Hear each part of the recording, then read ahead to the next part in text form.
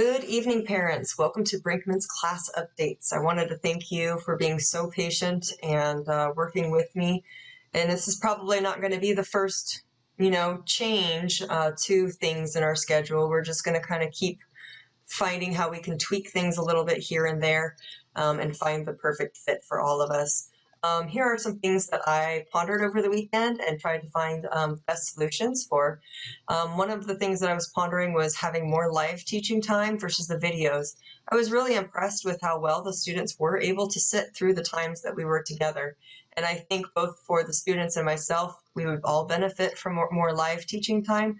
The videos do take a significant portion of time to put together and edit and then upload to YouTube. So I think for both the students and myself, we would benefit from more live teaching time. And I'll go more into that in a little bit. I also wanted to create opportunities for some social connection, because that is something that the students are missing by not being in person with each other. And number 3, I think all of us have to agree that making Seesaw somehow more user-friendly would be in everybody's best interest, because that is not only something on the parent end was a little frustrating, but believe it or not, was added a significant amount of time on the teacher's end to create all the different assignments. So let's go into how I'm going to solve problem 1. So this is going to solve our more live teaching time. We're going to have a new schedule. Okay, we're going to start off at 8:15, just like we have been in the past. We're going to go till 8:40, okay, instead of 8:45. We're going to go to 8:40, and this will be live. I marked everything that's live in yellow here. You can see that the first 2 here, the 8:15 and the 1:30, those are still the same times, okay? We just made a couple other things live during still the time that the students would be working. All right, so let me explain this. So from 8:15 to 8:40, we're going to have attendance. We take the lunch count. We'll be doing our calendar routine, and we are going to be starting some morning work, and that'll be the time that I usually in the morning explain the morning work to the students so they know what to do for each section of the morning work. And also we will be having a sharing time in the morning. I gave 5 students on Friday an assignment that they'll be the first ones to share. It could be sharing anything in their house, whether it's a pet or a stuffed animal, a piece of work or project that they've been working on. And that'll be kind of a way for us to, while we're taking attendance, that the students will be able to talk to the other students in their class. Then from 8:40 to 9 o'clock, the students will be working on their morning work. So they're going to go off of the mic and they're going to go off camera. They could log out if they want to. But Mrs. B and Mrs. H, we're going to stay on there. We will be off mic and off camera unless a student shows up. If we see their face and hear them, we will put ourselves back on camera and back on mic and make ourselves available if they have any questions, okay? Then at 9 o'clock, we're all going to go live again, okay? This is probably why it's an easy thing if students want to just put themselves on mute, on mic off, and the camera off, because at least by 9 o'clock, they would see us coming back onto, they would hear us and see us coming back on. They would know that they need to unmute themselves, or I should say at least turn the camera back on. From 9 o'clock to 9:45, that's when we'll be doing our language arts lessons. So a combination of reading and writing and grammar and such, okay? From 9:45 to 10 is break time. They do whatever they want. Go have a snack, get outside, whatever it takes. All right, then from 10 o'clock to 10:30, they'll have an assignment that they will have been given from us during the morning time. It'll also be listed in the Seesaw. And they'll be working on that on their own. Again, that's off mic, off camera, unless they need help. Okay, all these blue times are when we will be in the classroom, sort of like when a student has a question, they raise their hand and we come over to them. That's kind of what this is supposed to take the place of. So we are there to be there as the teachers and help those students out, okay? Then from 10:30 to 11:15, we have another 45 session. It'll be live, and it'll be the math lesson for the day, okay? Then we'll go again off mic, off camera from 11:15 to 11:45 while they practice. So usually in the classroom, we've done our math lesson, then they're assigned to practice it independently while we normally circle around the classroom. In this case, we'll be there. One of us will be on camera, on mic if they need help, okay? Then from 11:45 to 12:25 is lunchtime. 11:25 to 1:30. These are going to all be independent. I'll still have some PE videos. I had some parents wonder why we had to do so many different things for turning it in. I'm fine with just taking a picture of them having their thumbs up, and that'll be my signal that they did their assignment. On the teacher's end of Seesaw, it wants them to have something that they're turning in, otherwise it doesn't count it as them having done it. I was just trying to think of unique ways to have them do the PE. But if it makes it easier for everybody, I will just make the assignment to take a picture with a thumbs up, and I will assume that they've done their PE. Just trying to make it some fun activity to get them going.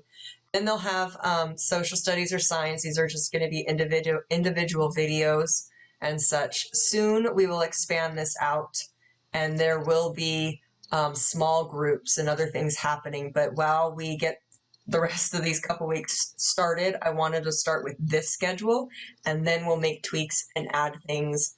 I just don't want to make it too complicated right away. Okay, and then from 1:30 to 2 o'clock, we'll be back in our live session. We kind of have our daily review, maybe go over some of our earlier lessons. We'll probably discuss, if we had a social studies or science video, we'll use that time to kind of discuss the video as a class. Then I'll have a story time, and we'll all say goodbye. Dozer likes to come on and tell a couple jokes. Now, from 2 o'clock, so it says 2 o'clock to 2:20 that we'll be finishing. You'll be finishing any assignments from the day, kind of building in some of that independent time. Maybe you needed more time to finish the language arts before we went on live again. So you'll have a little bit of time to be finishing and uploading the assignments. I realize that it takes time to upload those assignments, so I kind of want to build in a little bit of that extra time. But what I didn't mark on here, but I will let you know, is from 2 o'clock to 2:10, I've let the kids know that they can tell me goodbye if they're done. They don't want to see friends anymore and they just want to get on with their day. They're more than welcome to log off at 2 o'clock. But I am going to leave the session open with myself, and they can talk to the puppets and talk with each other. And I'm going to get more with that on in a couple slides here. I have a social opportunities slide, so we'll talk a little more about that in a minute. Now, all Zooms are going to have a link posted to, I have a web page, so I have an unlisted web page, which means nobody can find it unless they have the link, which you guys would be the only ones to have the link. And it will link them to an unlisted YouTube. So all of these things, the only way people can access this is if they have the link. So I do want to say that since these are all unlisted things, please don't share with people outside of our classroom.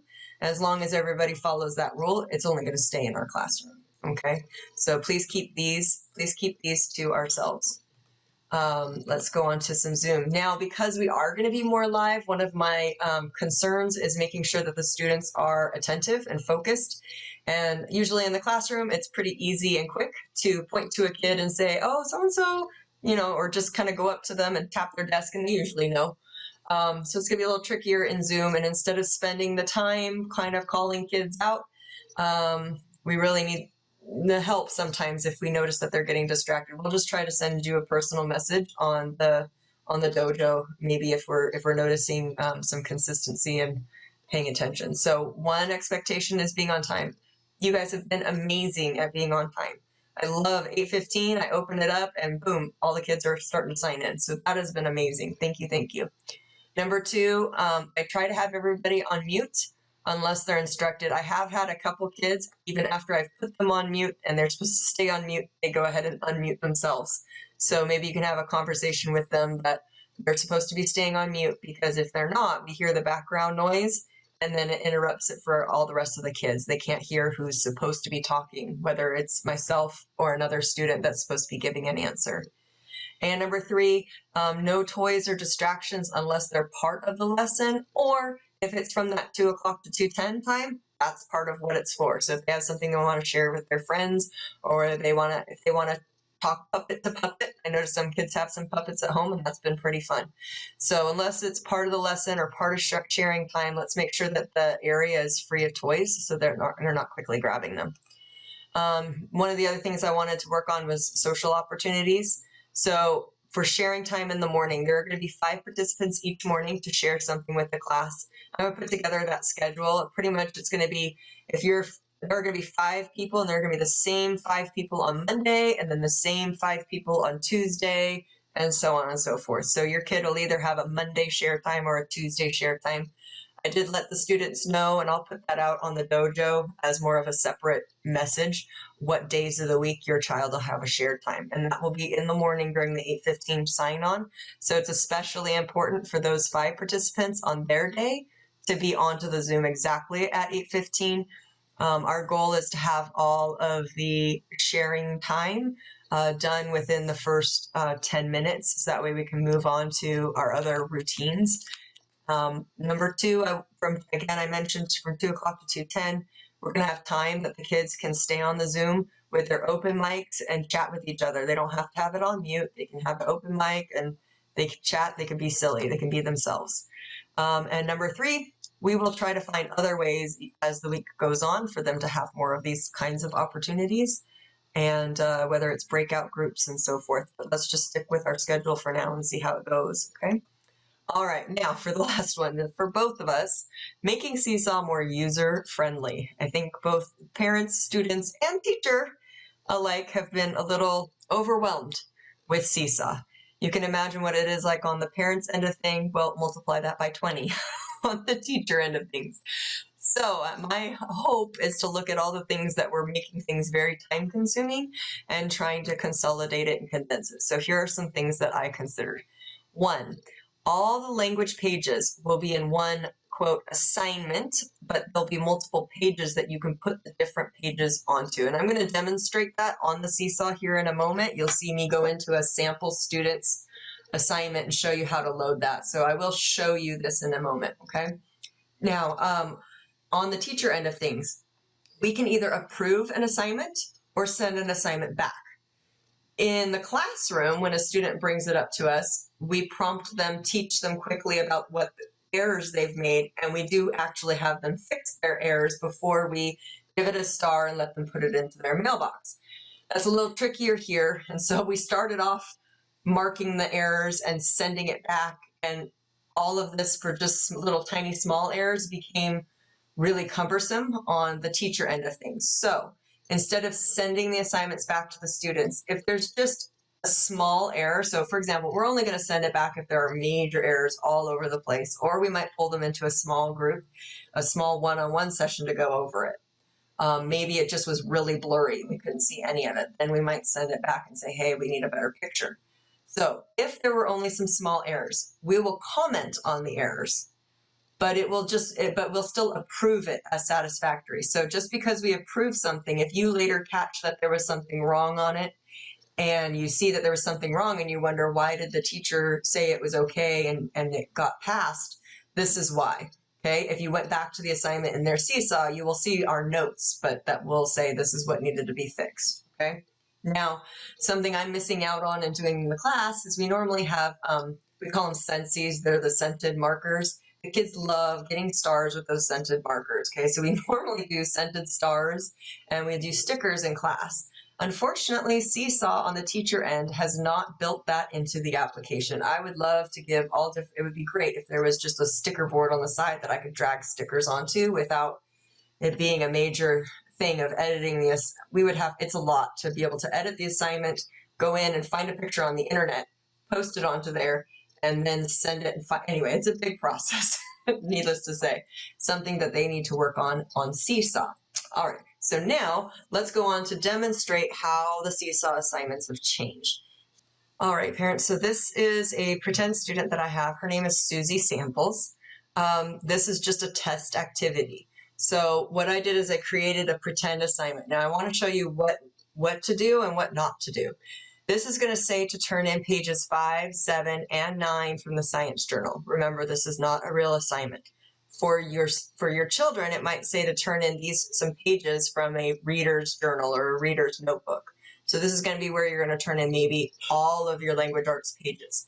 Now, watch. If you click just on here, it's not going to give you any choices. Okay, you don't want to click on there. That's just showing the example.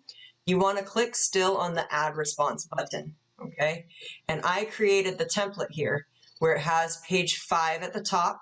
That's where you will take a picture. And right now I'm going to take a picture of something. So I'm going to take a picture and I'm going to take a photo. Now, since my photo is being used by the camera that's going on, I'm going to pretend that this is mine. I'm going to copy a picture here.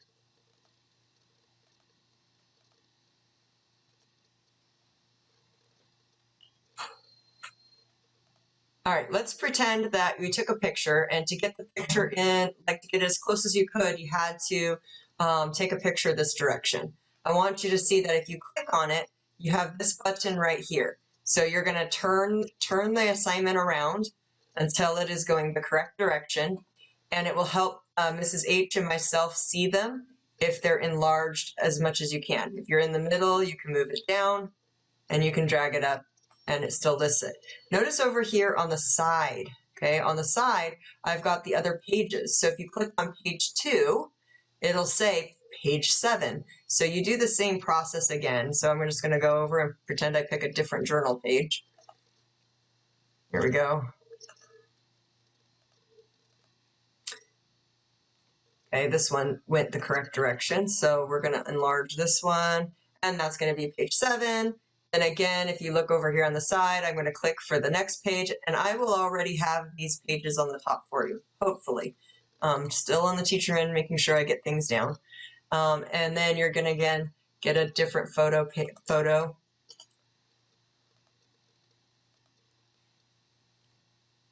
And I'm going to enlarge the photo. Okay, and it's ready to go. Now you will see you've had all the pages for the this pretend science assignment of a science journal. Okay, you can look at it, make sure it's going the right direction, that it's as big as it can. Then you're going to turn in the assignment that way. This should make it a lot easier so that all the pages are in one thing. So you'll have a language arts assignment, you'll have a math assignment, and then you'll have kind of an extras one. It'll be PE and then maybe social studies or science. Hopefully, I'm hoping to make it so that there really are only 4 Seesaw assignments, but you are turning in multiple things. Like if it's pages, you'll be turning in multiple things on the one page, especially now that we're going to live. Okay? All right, so I'm sure there are going to be more questions and we'll go over this, but I don't want to take any more of your time. Please reference again the schedule, and we'll go from there. I look forward to seeing everyone at 8:15 tomorrow. Thank you.